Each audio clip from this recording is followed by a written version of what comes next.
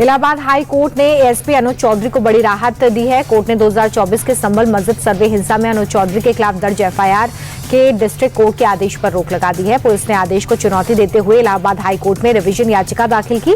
इसी मामले में ये आदेश आया है। संबल में अनुज चौधरी पर आलम नाम के शख्स को गोली मारने का आरोप है और एफआईआर दर्ज की गई है। बागेश्वर धाम के पीठाधीश्वर पंडित धीरेन्द्र शास्त्री एक बार फिर से सुर्खियों में है। इस बार वजह न कोई धार्मिक राजनीतिक बयान नहीं है, बल्कि उनकी सादगी और सहज व्यवहार है। दरअसल छतरपुर में शनिवार रविवार की दरमियानी रात अचानक एक मिठाई की दुकान में वो पहुंचे और सेठ की गद्दी पर बैठ गए और फिर हंसी ठिठोली के बीच पेड़े ले लो, लड्डू ले लो कहकर ग्राहकों को मिठाई बेचना शुरू कर दिया। इस दौरान उन्होंने रसगुल्ले का स्वाद भी लिया। वीडियो सोशल मीडिया पर काफी वायरल हो रहा है। हनुमान जी महाराज की हमको ये वाली खवाओ। लो भैया, आप लोग सब लोग लो। इसरो ने चंद्रयान 4 मिशन शुरू होने से कम 2 साल पहले ही चंद्रमा के दक्षिणी ध्रुव क्षेत्र में अपने लैंडर को उतारने के लिए एक स्थल की पहचान कर ली है। केंद्र सरकार ने चंद्रयान 4 मिशन को मंजूरी दे दी है। मिशन के तहत चंद्रमा के नमूने लिए जाएंगे। ये भारत का अब तक का सबसे जटिल चंद्रमा मिशन होगा। भारतीय अंतरिक्ष अनुसंधान संगठन के अध्यक्ष वी नारायणन ने पहले कहा था कि हम चंद्रयान 4 के लिए 2028 का टारगेट रख रहे हैं। ग्लोबल रेटिंग एजेंसी मूडीज ने भारतीय इकोनॉमी को लेकर नए अनुमान जारी किए हैं। मूडीज के अनुसार अगले वित्त वर्ष में भारत की जीडीपी 6.4% की दर से बढ़ सकती है। मूडीज ने कहा कि रफ्तार दुनिया की टॉप अर्थव्यवस्थाओं वाले G20 के ग्रुप में सबसे ज्यादा होंगी। इस बढ़त के पीछे मजबूत घरेलू खपत, सरकार के नीतिगत फैसले और देश के स्थिर बैंकिंग सिस्टम को मुख्य कारण बताया गया है। एम्प्लॉय प्रोविडेंट एंड ऑर्गेनाइजेशन अब जल्द ही नए मोबाइल ऐप के जरिए यूपीआई से पीएफ का पैसा निकाल सकेंगे। मार्च या अप्रैल में ईपीएफओ का पैसा निकाला जा सकेगा। उमंग ऐप से अलग होगा। यूजर्स इस ऐप को भीम यूपीआई और दूसरे यूपीआई ऐप से भी लिंक कर सकेंगे। ईपीएफओ 100 डमी अकाउंट से इस ऐप का ट्रायल कर रही है और टेक्निकल गड़बड़ियां दूर की जा रही है।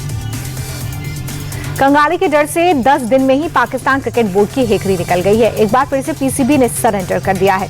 अब पाकिस्तान T20 वर्ल्ड कप में 15 फरवरी को कोलंबो में टीम इंडिया के सामने मैदान पर उतरने के लिए राजी हो गया है। पाकिस्तान ने यह फैसला लाहौर में हुई मीटिंग के बाद दिया। आईसीसी ने पीसीबी की सभी मांगों को खारिज कर दिया है, जिसके बाद जुर्माने से डर कर पाकिस्तान मैच के लिए तैयार हुआ। बलूचिस्तान पाकिस्तान के हाथों से फिसलता नजर आ रहा है। बलूच विद्रोही पाक सेना पर कहर बनकर टूट रहे हैं। बीएलए के ऑपरेशन हैरोफ में अब तक 400 पाकिस्तानी सुरक्षा कर्मियों की मौत की जानकारी है।